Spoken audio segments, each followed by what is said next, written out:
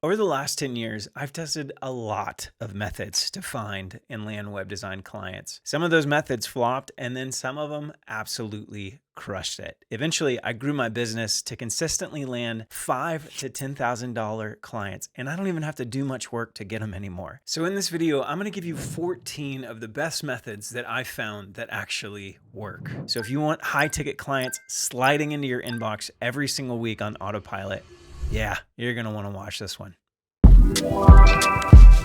Here's something I've learned after coaching tons of web designers over the years.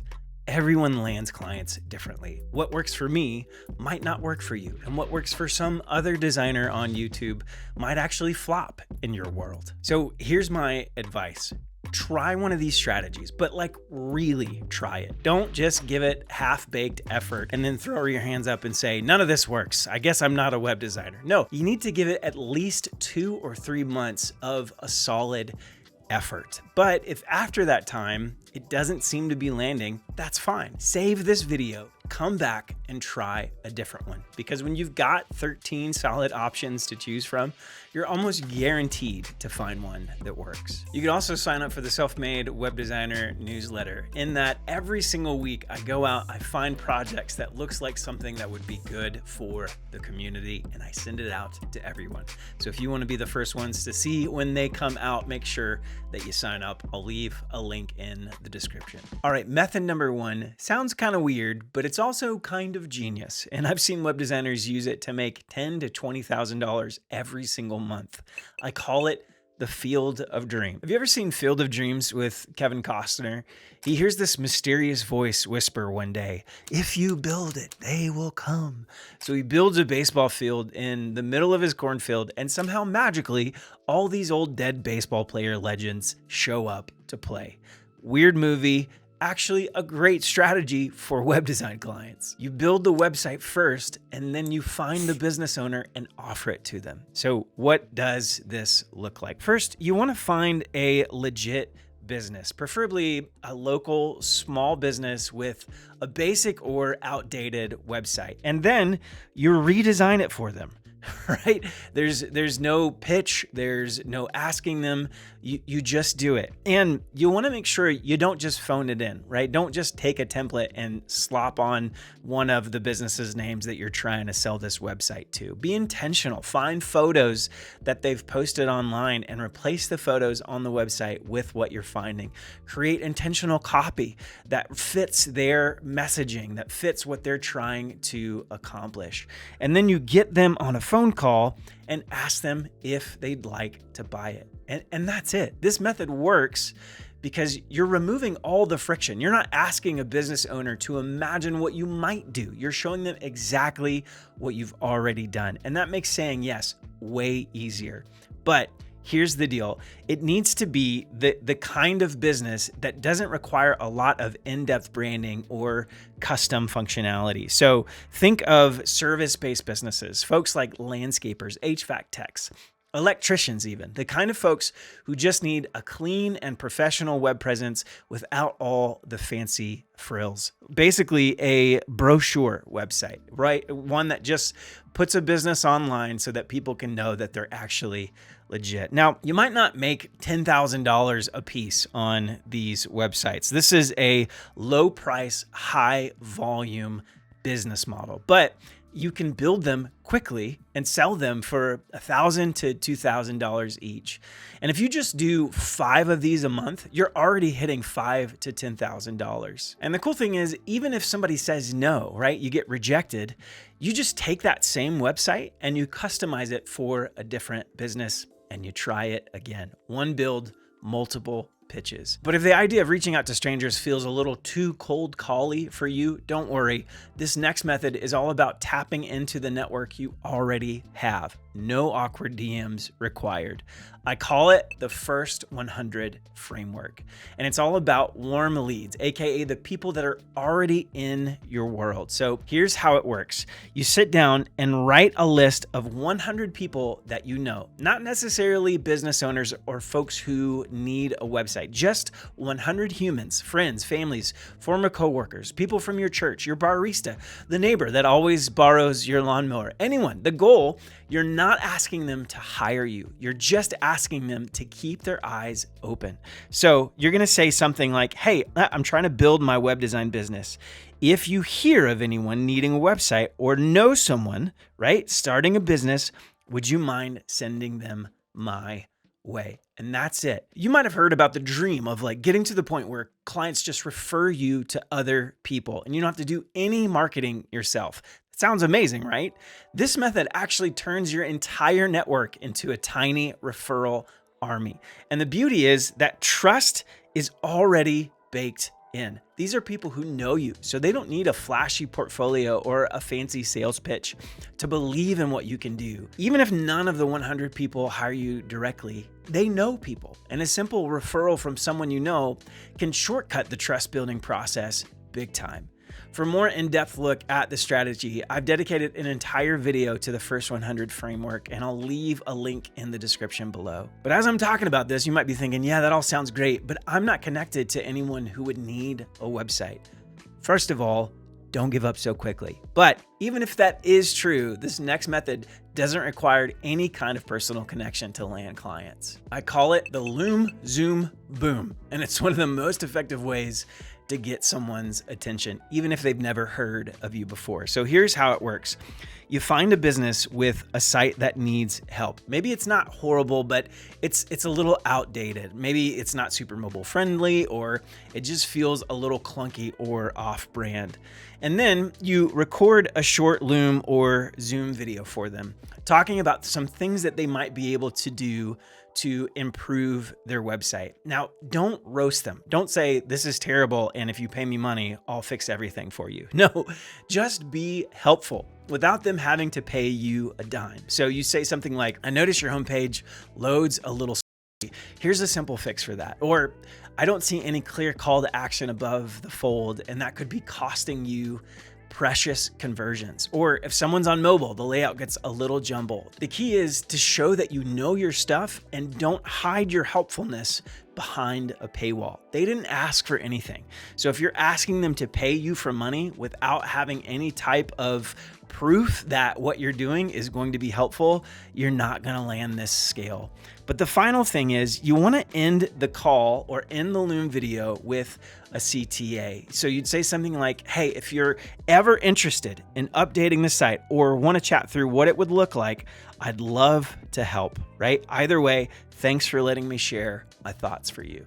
And boom, now you've shown them value, you've built trust, and made it much easier for them to say yes. The crazy thing is, people rarely take the time to do something like this. I get so many emails from folks trying to sell me stuff, and I scroll past 99% of it because I can tell they did little to no effort to actually connect with me. So when you show up with a custom video that really speaks directly to that business, it shows that you've thought about it, you've tried to be helpful, it's going to immediately set you apart. Now, you don't have to do hundreds of these every single day. Just try to record 2 or 3 every single day. The key is stay consistent. This method might take a little extra time, but the impact is huge.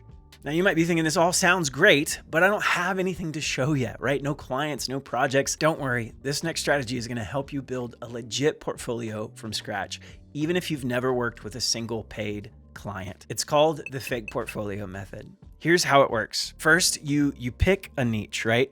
So think through who you'd like to work with, what types of businesses you get excited about building a website for, or even specific types of industry. This helps you focus your messaging, your style, the kind of clients you want to attract. It could be coffee shops, coaches, barbershops, yoga studios, whatever you feel excited about. And then you're going to use ChatGPT or some kind of AI to help you create 3 fake businesses in that niche. You can ask it to specifically name the business, describe the services, even generate placeholder text and like a simple backstory. And then you're going to design a full website for each business. Now, not just a homepage, right? You want to show off a lot of your skills in these fake portfolios. So think about things like services and a contact page. You want to make it feel real. Think of it like this. If you wanted to be a chef and you were applying to a restaurant, would you wait until someone hired you to cook your first dish? No, you'd make a sample menu. You'd cook your best recipes. You'd let your work speak for itself. The same thing is true here. But the key is you want to take it seriously. You don't want to just take templates and make minor adjustments. Be intentional with these websites. If you just phone it in and keep all the images the same as the template that you purchased, it's gonna feel that way. So treat it like an actual project and don't just barely customize templates.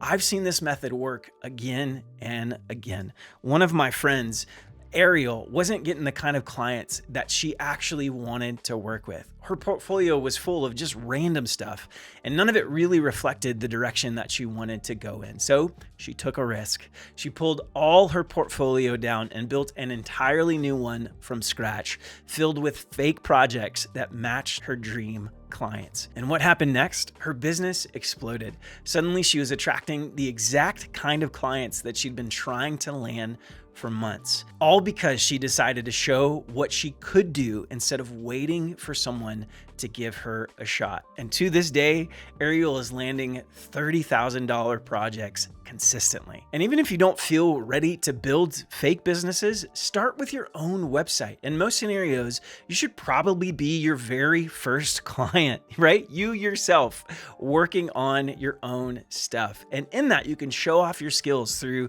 the design of your personal brand, but take it seriously. Think about it like an actual project.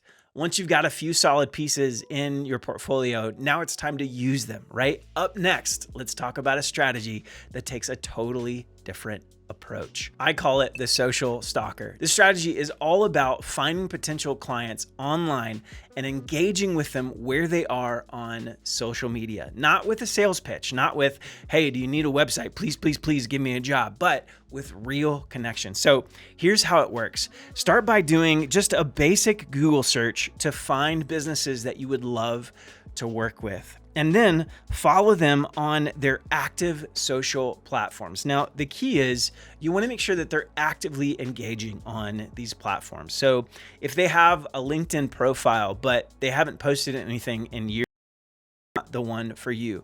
Find where they're adding new posts, where they're liking people's stuff, where they're really engaging. Follow them and engage back. Comment on their posts, like their things. Tell them what you appreciated about what they said, right? That's the key here. You don't just want to be in the background hoping that they realize that you followed them. And after engaging for a bit, that's when you reach out. But don't come in hot and heavy with a pitch. Come in with genuine curiosity. You might say something like, hey, I saw you're working on blank project. I'm a web designer and I love helping businesses build strong online presence.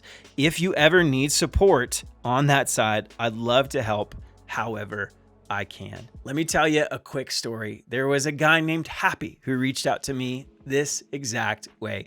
He was a web designer and a video editor, and he found my YouTube channel. And instead of pitching me, he just messaged me to say that he loved my content and was working on growing his skills in web design. And then he said this, I come from a video background, and I'm wondering if you need a video editor. Now, I didn't end up hiring him, but I did have the conversation. And that's the whole point. It wasn't a cold pitch. I saw when Happy followed me. I looked at his profile. There was a connection, and that makes all the difference. If you do this a few times a week consistently, you'll be shocked at how many opportunities start to show up. But wouldn't it be nice if you were connected to people who were already actively looking to hire a web designer just like you? This next method gives you that very opportunity. I'm talking about Freelancer hubs. And with this method, there's no guesswork, there's no awkward cold emails, just real people posting real opportunities. I'm talking about platforms like Upwork, Fiverr, or Toptal. Now, listen, I know these platforms can feel overwhelming, and you might even have thought, isn't it a race to the bottom, right? How would I even stand out with that much competition? And that's totally a fair question. But here's the truth. I've made over $80,000 on Upwork alone, and it actually played a huge role in helping me grow my freelance web design business when I was first getting started. I used the skills that I had gained from working with clients on Upwork to land a full-time web designer job, and I've seen it work for others too. My friend Morgan used Upwork to build a six-figure design business from scratch. I actually made a video all about how she did it, and I'll leave a link to that in the description if you want to check it out. Here are 3 keys to winning on platforms like Upwork. First, you've got to figure out how to stand out. Put yourself in the shoes of a client. They might be getting hundreds of pitches for just one single job. So your proposal has to cut through the noise. So try to speak directly to their pain points. Be personal. Spend a little bit of extra time getting to know about them.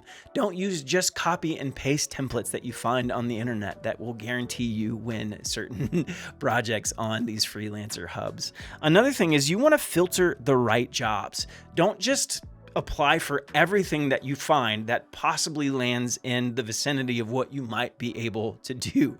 So don't waste your time applying for gigs that are out of your scope, or maybe have a super low budget, or just not a good fit in general. Focus on jobs where your skill set and your style are exactly what the client is looking for. And then finally, be fast. And I add this for emphasis, like really, really fast. There was a study that showed people who responded within 5 minutes of an inquiry were over 25% more likely to land a client compared to those who responded within 30 minutes. Now, 30 minutes is not a long time, but if you respond within 5 minutes, you're 25% more likely to get the project. So turn on alerts. Get the mobile app for Upwork. Get notified the second a job drops. Be the first name that they see. It might take a little time to get your first win, but once you do, momentum builds quickly and your confidence goes up. You get credibility, right? The snowball starts rolling. The next method is one of the most slept on ways to find web design clients, especially if you're a freelancer who's just getting started. I'm talking about job boards. Now, most people think of job boards as places to find full-time gigs. And yeah, those are definitely there. But here's the thing. A lot of companies also post contract work and one-off freelance projects, the short-term stuff, right? Like design help for a launch, or a quick site refresh, or maybe a sales page. Here are a few job boards that are good to start with. One's We Work Remotely, or Remote OK, another Solid Gig, Angel List, even design platforms like Dribbble or Behance. There's even subreddits on Reddit that have people who are actively looking for folks to help them with their businesses. And if you want a massive shortcut, I put together a full article listing 52 legit places to find freelance web design jobs online.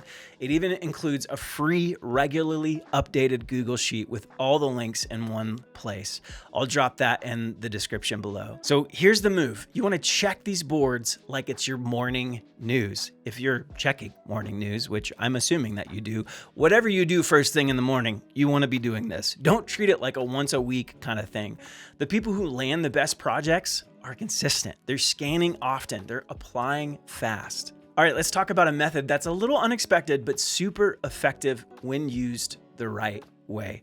I'm talking about a little bit of help from our friend ChatGPT, and I'm calling it the AI Overlord. And this method actually comes from a brilliant strategy that Joy shared on her YouTube video called How I'm Landing Clients These Days. And when I saw this, I was like, all right, this is actually brilliant. So here's how it works, right? Step 1, you tell ChatGPT about your own business, right? Like what you do, the types of clients that you serve.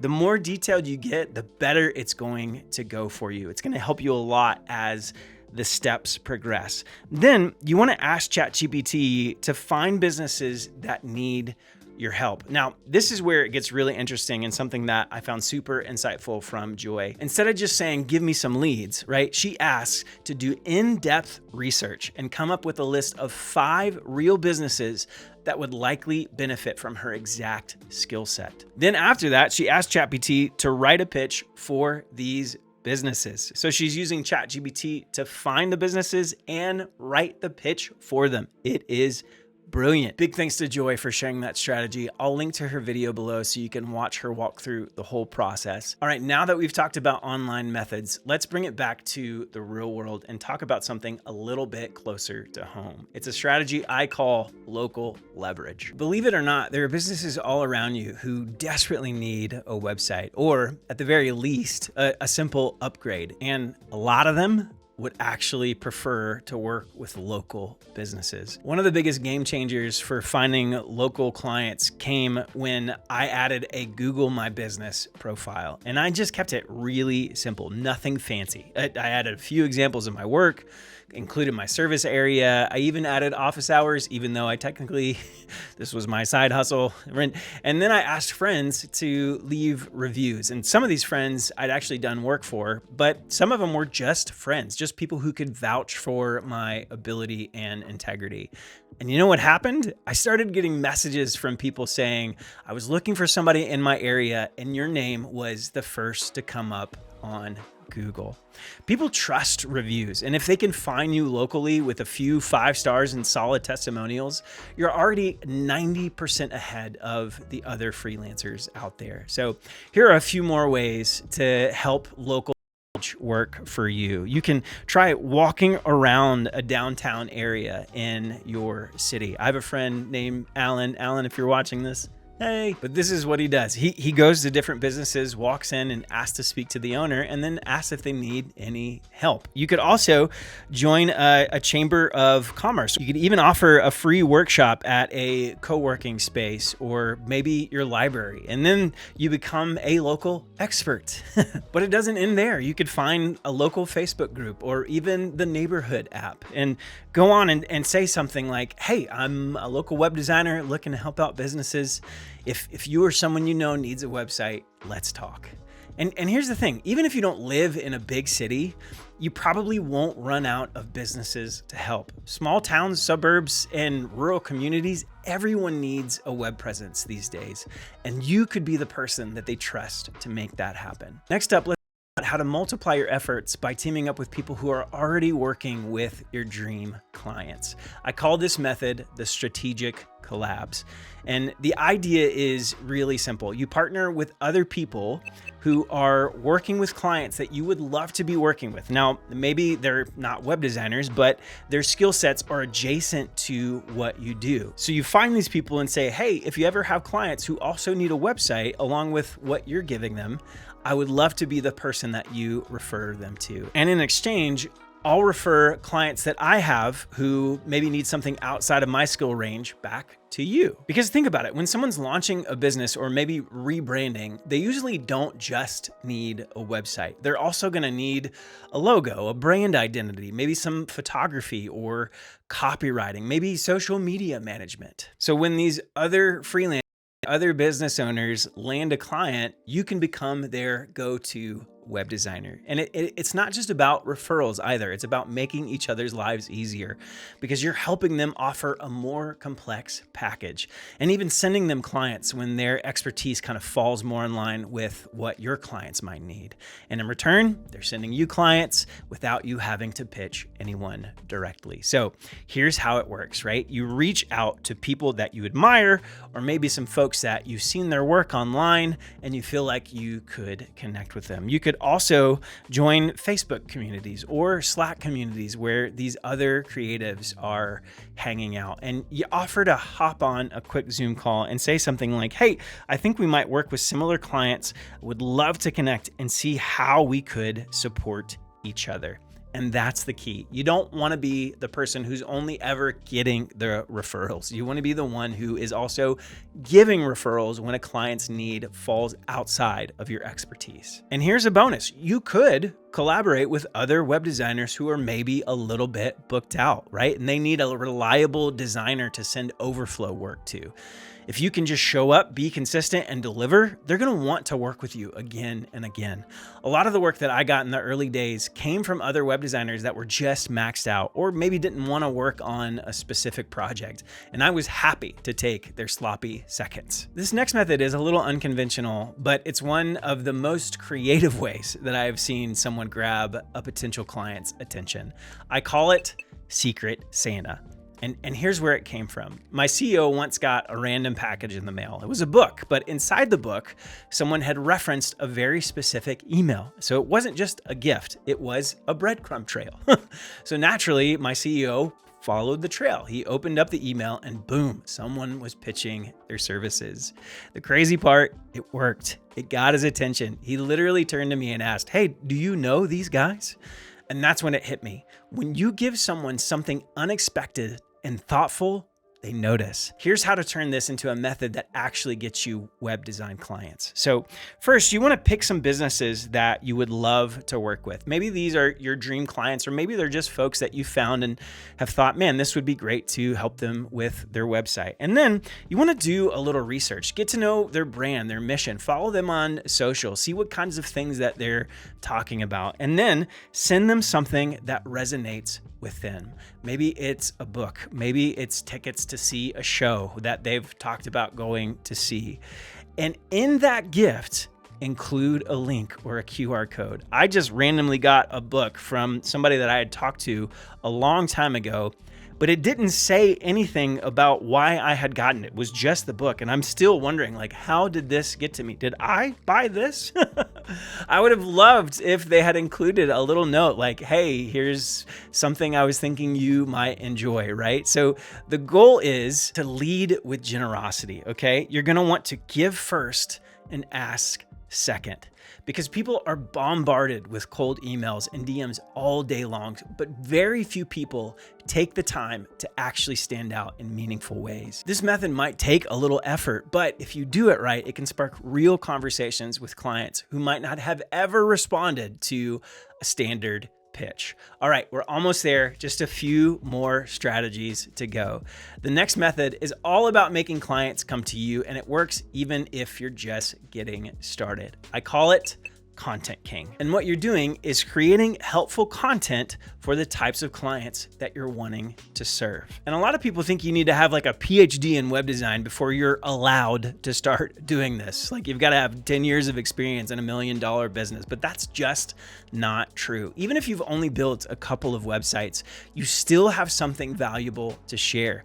And honestly, the people often connect more with someone who's just a few steps ahead of them, because you remember what it's like to start from scratch. You're in the trenches, you're figuring it out, and that makes you relatable and helpful. So here's the move. You start creating simple, helpful content that speaks to your ideal client. It could be something like tips for what should go on a homepage, or maybe mistakes to avoid when launching a website, or how to hire a web designer even. So pick a channel, pick a platform that you would like to post on consistently. That could be social media, it could also be blog, it could be YouTube.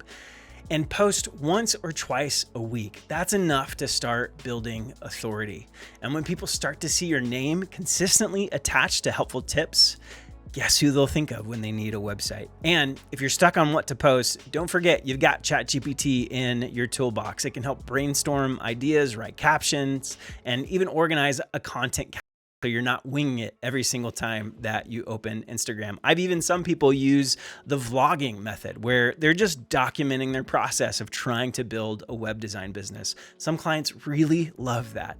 The key is pick one channel and stay consistent. Over time, it's gonna pay off really big. The next strategy is all about making connections online. I'm talking about online communities. I actually interviewed a guy named Anthony Tran on my podcast, and this is exactly how he built his web design business from the ground up. He just joined an online community full of other entrepreneurs, not necessarily other designers. And then he just started being helpful, right? Think about that. There was no hard pitch, no hire me, please, please, please, just look at my message. He just showed up and he answered questions. He gave thoughtful feedback, and he became known as the go-to web guy in the group. And it worked. He built an entire web design business off of being generous and consistent in that one community. If you want to hear more about how he did it, check out the episode titled How to Quickly Scale a Web Design Business on my channel. I'll leave a link to that in the description. All right, we have covered 13 solid methods to land clients, but this final one brings it all together and makes it sustainable. This one's called the mix and match method. Because here's the deal, you don't just need one strategy, you need the ability to adapt. Some methods work great when your calendar is wide open, right? And you've got time to create content and go online and spend your time answering comments on an online community. But other methods are perfect for when you just need clients fast, and maybe you're willing to hustle on job boards or Upwork. So maybe your mix and match looks like a fake portfolio, a Google My Business profile, and then help from ChatGPT and Looms to speed up the outreach. Whatever it is, the goal is to dial in a system that works for you and one that you can shift as your needs adjust. Because if you can do that, you're never going to be stuck. You'll never be fully dependent on one source for clients. You'll always know how to generate new business, no matter the platform, economy, or even changes in the algorithm. This is how you go from hoping for clients to knowing exactly how to find them. Hey, if you made it this long, all I can say is you are a next level self-made web designer, and I hope that this video was helpful for you. Don't forget to like and subscribe so you don't miss another episode. And as always, don't forget, if you don't quit, you win.